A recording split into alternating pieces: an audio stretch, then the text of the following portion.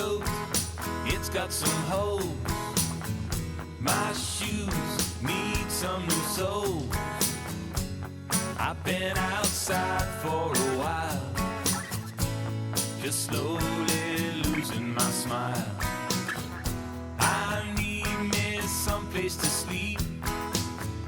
Pray the Lord my soul to keep. And maybe tomorrow I'll find something to eat. I feel like a stranger in my own town. And though I got no reason to stay here, I stick around. I heard them whisper my name out loud. I know I stick out in a crowd. But this town is getting to be no place for someone like me. But it ain't always been this way. I just want me someone to love, a sweet angel from up above. I think I seen her walking on by, but she didn't pay me no mind. Hey mister, have you got the time? And can you spare me a dime? I'm down on my luck and I've been drinking again. I feel like a stranger in my own town. And though I got no reason to stay here, I stick around. I heard them whisper my name out loud. I know I stick out in a crowd. But this town is getting to be no place for someone like me. But it ain't always been this way. Just another long, lonely night.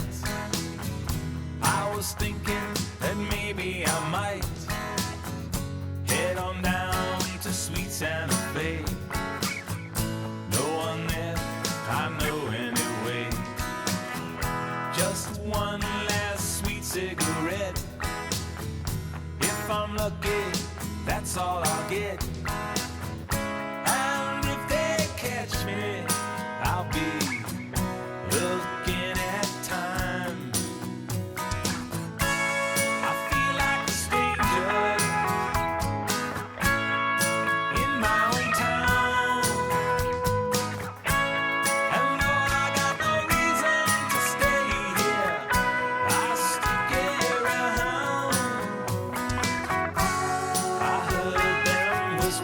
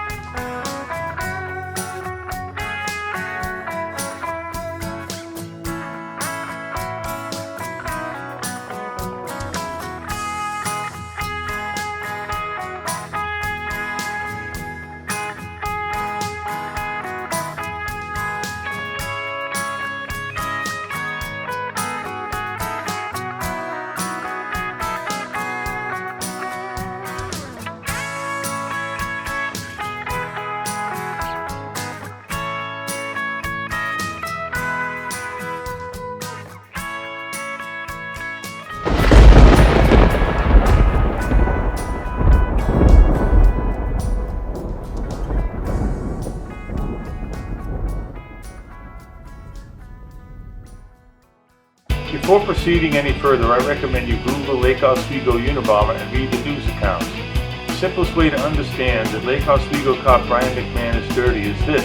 The 911 call began at 4:20:14. McMahon reported in the press that I left at 4:30. That means I would have had to have been at Cain Petroleum for the entire duration of the 9-minute 28-second 911 call, and I would still have to have been there when McMahon arrived at 4:29. Jerry Seaberger and David Powell were certainly aware of this fact and proceeded to conceal and withhold this and all other exculpatory evidence in their possession to which I was legally entitled. To put it simply, McMahon is a dirty cop, never mind the rest. Anyone who is capable of doing what McMahon did to me for his own personal reasons is certainly capable of committing murder. All I did was forget my briefcase at 3:20 and call the station at 3:43 as soon as I realized it was missing.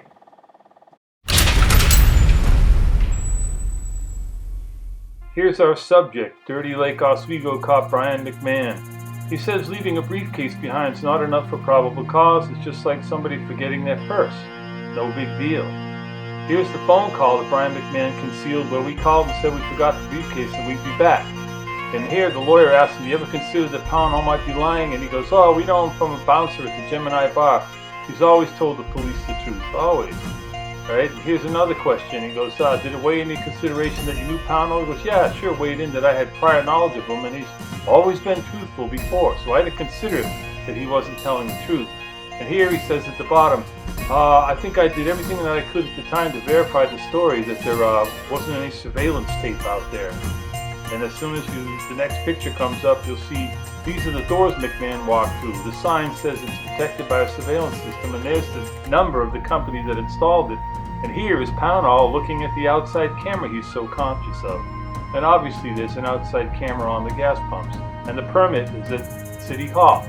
Here Pownall says at the bottom he's absolutely sure that the briefcase was never opened while Mr. Sullivan got gas that day.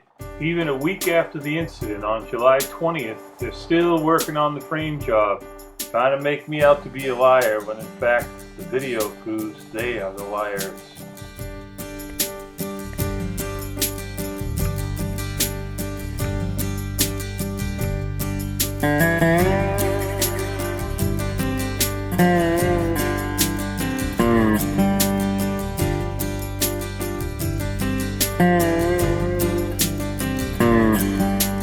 I went down the Southern Pines, I heard them testify, I heard them testify, country ham and a catfish pie, I heard them testify, I heard them testify.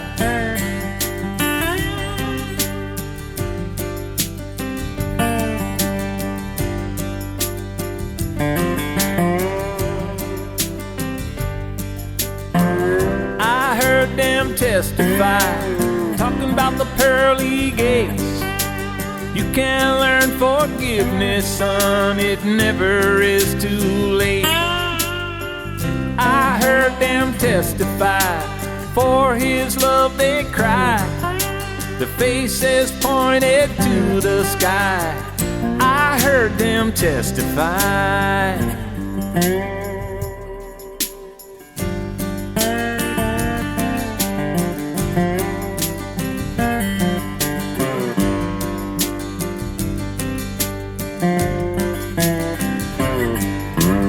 I went down to Raw Hut Street, I heard them testify, I heard them testify. Little bitty children at my feet, I heard them testify, I heard them testify.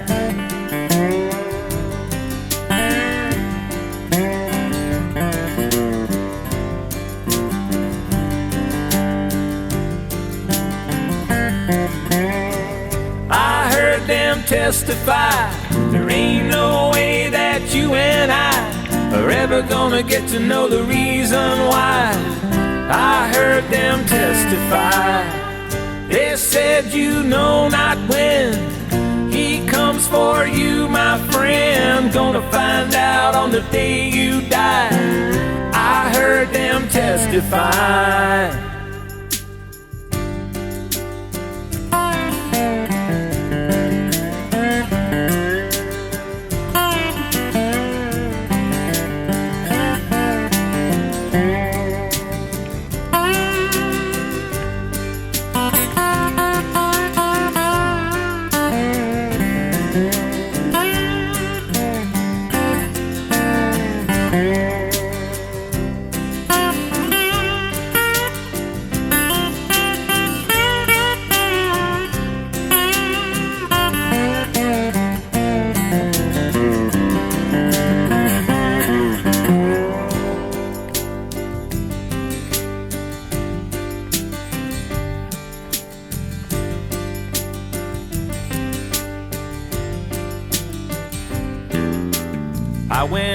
down to Charleston town.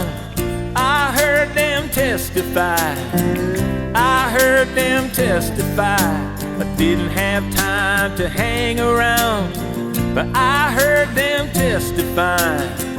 I heard them testify. I heard them testify. Talking about the pearly gates. You can learn forgiveness, son, it never is too late. I heard them testify. For his love they cry. The faces pointed to the sky. I heard them testify.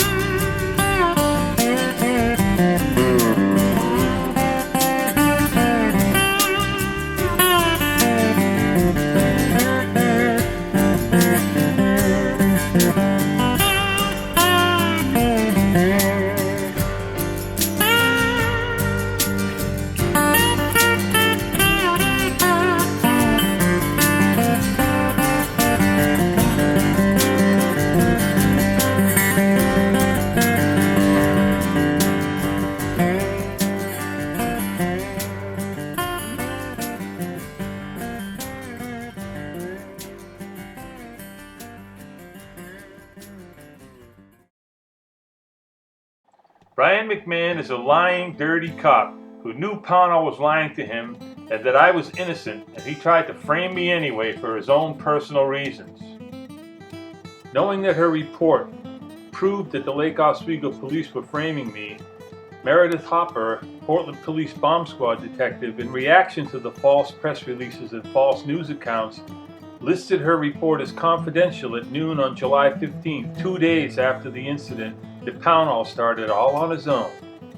Hopper saw all of the time-stamped evidence and knew that McMahon was lying to the press about me leaving at 4:30. She knew I left the gas station at 3:20 and I was in Oregon City from 4:45 until 4:15 before I started heading back to Lake Oswego.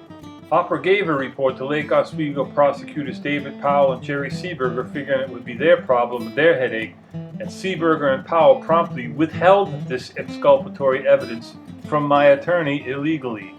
After I filed suit against Cain for negligence in 2012, Cain's attorney got a copy of Hopper's confidential report as part of a public records request, and my attorney, Mark Johnston, never got it until discovery on March 7, 2013.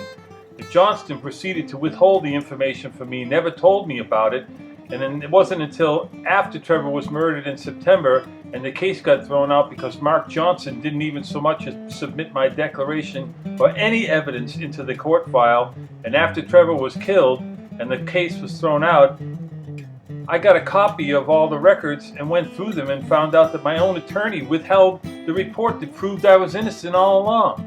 Mark Johnson knew what the cops did, and he was just looking out for his own skin.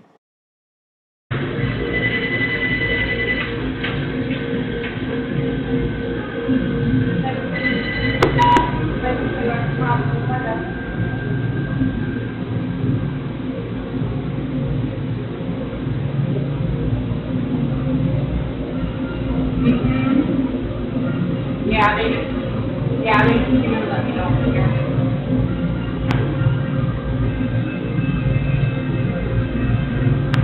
Sure.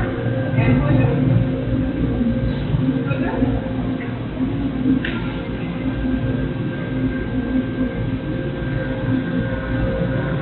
Oh, okay.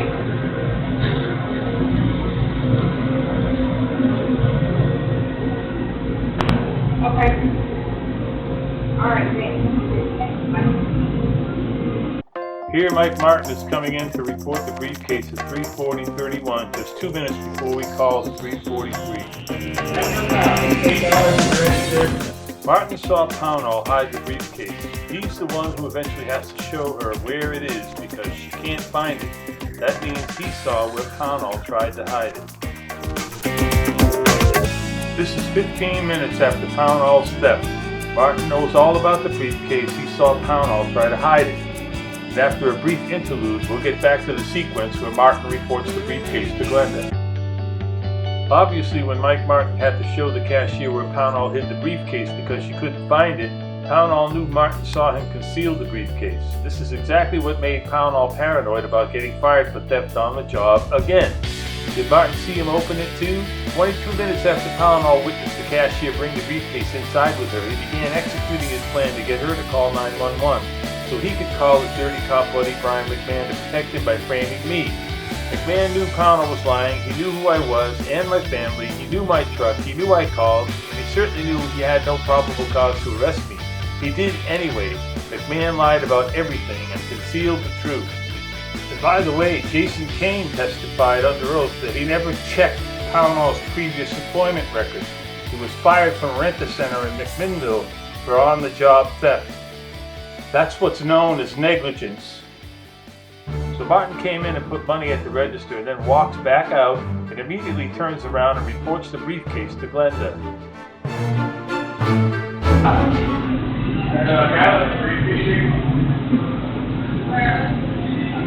Outside? Yeah. I guess. Huh? You gonna bring it in or what? I don't know. Sounds like. That I know. I bring it in. Alright. Remember, we left at 3:20. Pownall watched the cashier Glenda carry the briefcase inside at 3:50. It wasn't until 22 minutes later at 4:12:22 that Pownall went inside and started in on Glenda with his Unabomber live. If Pownall was so freaked out as McMahon reports, why did he wait so long, 52 minutes after we left, and let customers go in and out of the station the whole time, and why did he let Glenda carry the briefcase in with no warning? Pownall is a pathetic, compulsive liar and thief. What's worse is he's a cop wannabe. So Mike Martin didn't say anything about Unabomber or a bomb, and Glenda is going out to get the briefcase. We've already called her, and she went out to get it, and she's bringing it inside. No alarm, no scared, no foul, no nothing. Ridiculous. At this point, Pownall knows the gig is up because Mike Martin had to show Glenda where Pownall hid the briefcase because she couldn't find it. 22 minutes later, after watching Glenda bring the briefcase inside, the extremely paranoid Pownall comes up with this.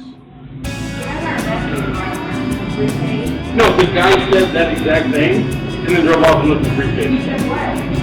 When he pulled up, he's like, oh, the Unabomber's here, and then left the briefcase. I'm 100%. Because I'm like going to call the cops today. I mean, really, are you guys I'm 100%. I don't lie. Because I called Brad already. And what did he say?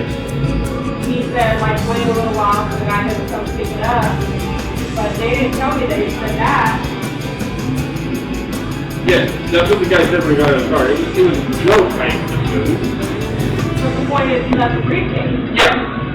Because I'm going to, if that's what he said, I'm going to call Brad and let him know if that's what he said. Because I don't want that thing in here. If somebody said that to left me, that's taking care of it. You just report everyone out?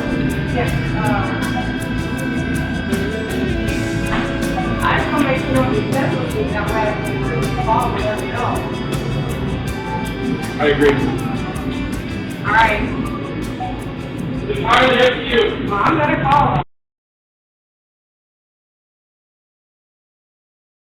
Pownall never called 911. Pownall's plan was to call his dirty cop buddy McMahon off the record after he scared the cashier into calling 911 at 4:20:14. Pownall prods her again. Watch. Glenda still does not call 911 until 4:20:14, another 6+ minutes. Like I say, I'm pretty sure the guy was just messing around. But the damage? Well, but the point is, they left it on purpose. Apparently, they could have been left it on purpose. Probably they just left it on purpose. I know. But we don't know if he left it on purpose. Has the guy called Yeah. about his briefcase? He said his friend left it. He said his friend left it. And that he was just going to pick it up and find out. And that, I don't know. I mean, if y'all are serious, I'm going to call him.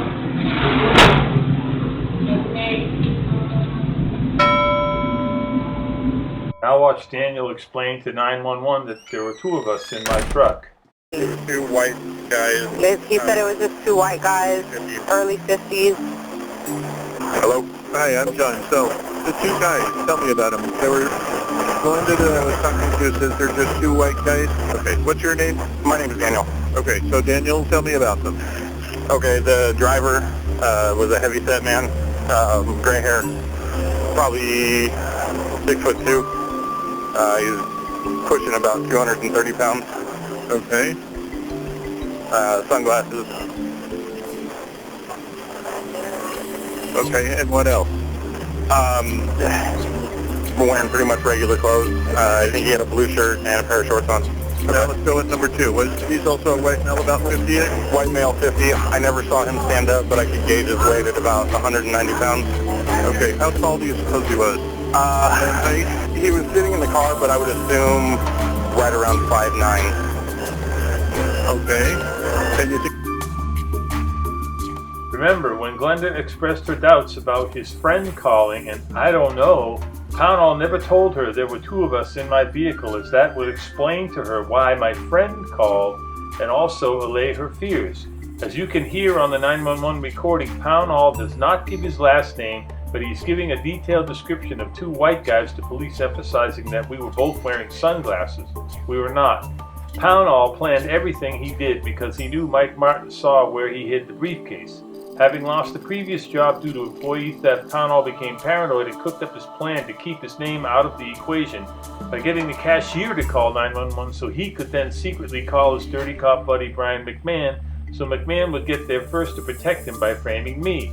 In this way, Pownall distracted his employer, who depends heavily on police surveillance at their 17-plus Chevron stations, by getting the cops to lie and present his false accusations as fact. What Pownall did is known as swatting, and precipitating a bomb scare at a gas station is a federal offense that can lead to life in prison.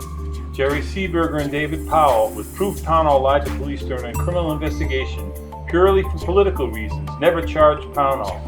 Lying to police during a criminal investigation is also a serious crime. Alright, at 4:22:41, Glenda comes out and informs the three attendants, including Pownall, at the outer island that she's on the phone with 911. As she turns around and she goes back into the building, Mike Martin follows her, jumping. See him? Here he comes. And she goes back into the building, and Mike Martin comes, and then he stops and turns around for some reason. And he turns around and he comes back. Now it's very important to watch the security camera here. Right here, Mike Martin stops, and then he jumps. It's very important to understand that that's what the camera does when Pownall's opening and closing the briefcase and searching through it, but you can still see clearly the lid going up and down. So Glenda has told the three gas station attendants milling about at the outer island that she has called 911 and she's gone back inside the building. All of it's recorded. So we don't know what these three are saying to one another, and Pownall's very nervous, but now he knows she's on the phone with the police, and he's waiting for his chance to get away and call his dirty Lake Oswego cop buddy Brian McMahon, so Brian McMahon will get there first and protect him. Alright, in a moment you'll see Pownall start to take off. Just give it a minute here, and he will go. There he goes, right now. Pownall speed dials McMahon at 4:24:01, and McMahon testified, Pownall called me, said he called me. Now, there it goes again. The replay, this Pownall going off to the left, hiding on the side of the building away from the camera. There's a close-up. Hey Brian, it's Mr. Truthful, I've got one for you. Okay, now, here's Pownall on the phone to 911. And he's still on the phone to 911 at 4:29:32. And there's McMahon pulling in at 4:29. See? There's a police car at the top. So Pownall's still on the phone for another 32 seconds when McMahon pulls up. It takes a while for McMahon to park his car. Right? And what he's going to do is he's going to walk between the two islands. He's going to have a short conversation with Mike Martin where he picks up the term post number 7, which is where I put my briefcase in order to open it to get my wallet to pay for gas. Here comes McMahon, And here he is picking up the term post number 7 to Mike Martin. Right? Now here comes McMahon, walking straight towards the door, and out comes Pownall, looks up at the camera real quick, and he says there isn't one outside to McMahon. He shoos this lady off, then he turns around and comes back, and there's McMahon like, what's going on? There's a bunch of brochures on top of that gas pump. Nobody put anything on there. Put it on the post at number 7, according to Mike Martin. And here's Pownall leading McMahon in by the nose. McMahon looks again like, something's wrong here. And inside they go. Incredible. Pownall knows there's nothing to be afraid of, and so does McMahon. Otherwise, why go inside? No normal person would. The bomb squad didn't go near the place until the bomb tech got his suit on. Customers are still inside and leaving as McMahon enters, and he doesn't even check the bathrooms. In the last part of the sequence, you see Pownall leading McMahon by the nose, the customer leaving, and Glenda trying to tell McMahon to go see the briefcase, and Pownall bullies McMahon away from the briefcase and towards the register. Around he goes, and you see his forearm.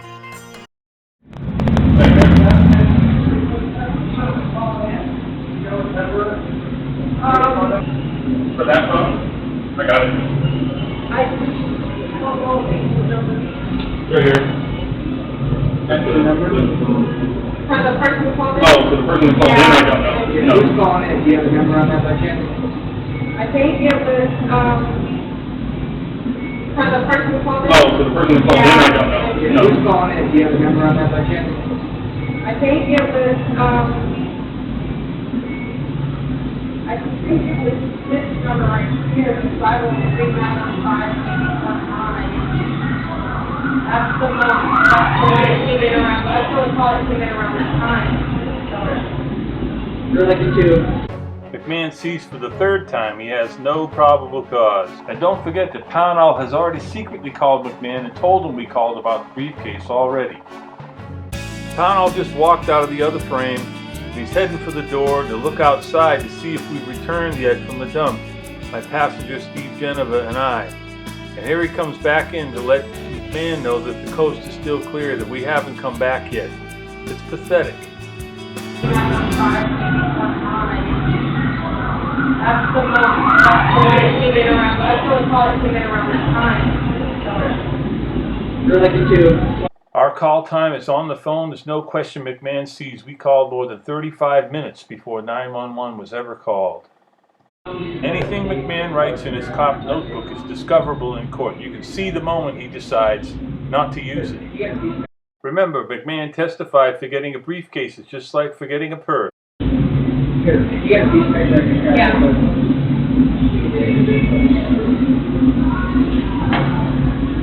Can you get that number back up? That's the only number they keep. That's the only Did they number call twice? came in around that time. Did they call twice or once? What's the number? 503-915-8819. McMahon knew it was just a simple case of someone forgetting their briefcase and calling the station to explain. It was McMahon who made it personal when he turned it into something else. McMahon used his police powers for personal reasons. Knowing Pownall was a raving liar, yet McMahon testified that Pownall has always been truthful with the police during at least 17 previous encounters with him as a bouncer at the Gemini pub.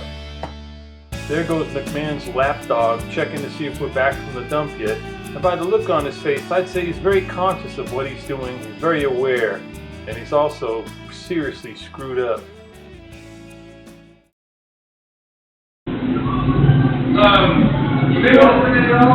No. What ends up happening is you guys put it on the post at number 7. And he said it was wrong? No. Here's what happened. He got that. A new vehicle, he's like, here's, I'm new, blah, blah, blah.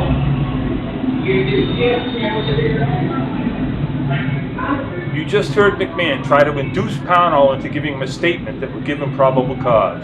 And you also heard McMahon. He clearly knows his video by his own words. He testified he did everything he could to find out if there was video outside. Now he's a lying, dirty cop caught in the act on video he tried to conceal. And that is a motive for murder.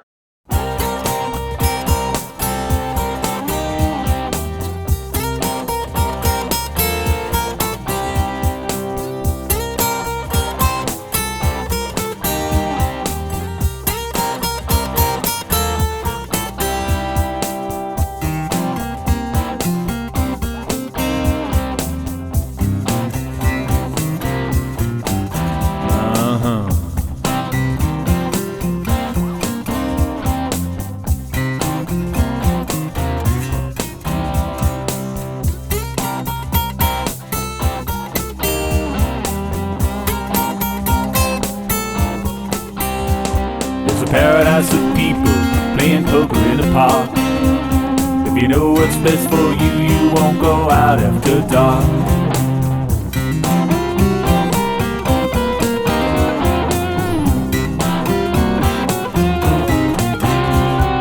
Danger lies in darkness on the city streets at night. Though you don't take chances now tonight, you think that you might.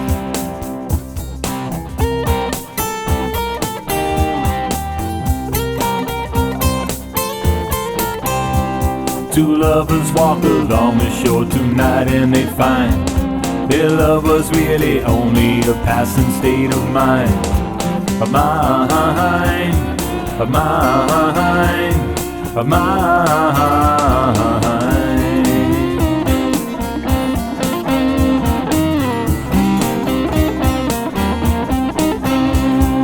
Crazy Charlie down at the corner canteen, he'll tell you about the places and the visions he's seen.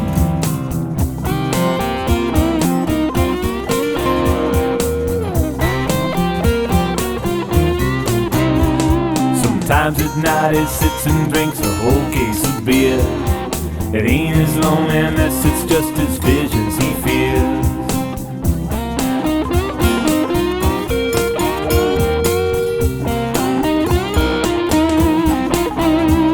Two lovers sleep together tonight in their minds. Their love is the only real happiness they find. They find, they find, they find.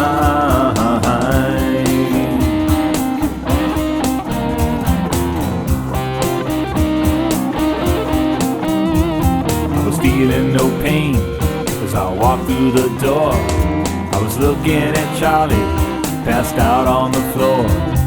I thought he was dead, but he woke with a smile. He said, I just seen a vision. Have you got a while? Have I got a while? I've got till I'm dead, and with a belly full of bravery. Well, here's what he said. He said, turning and spinning, my head's in a whirl. The earth keeps on turning, she's a beautiful girl. Unless I'm mistaken, I've seen her before. I was drawn to her helplessly, I just had to know more. I walked up to her slowly, I was feeling kinda shy. I had so many questions, I just had to know why.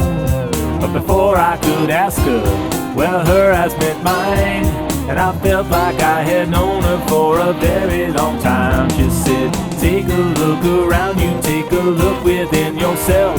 Got to find your own answers, can't ask nobody else. The world is turning around in space, it's turning like a ball. And the time of your life is almost no time at all. At all, at all, at all.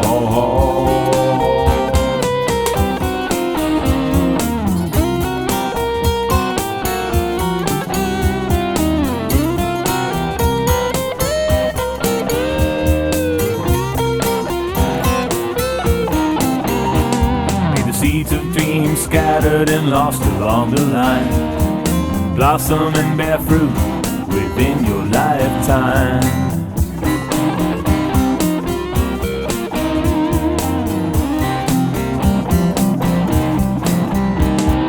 Deep in crystal oceans, a bell rings in the night, calling to those who bring their visions to life.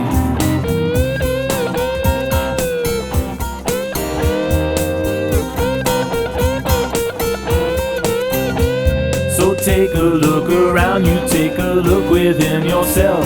Got to find your own answers, can't ask nobody else. The world is turning around in space, it's turning like a ball. And the time of your life is almost no time at all.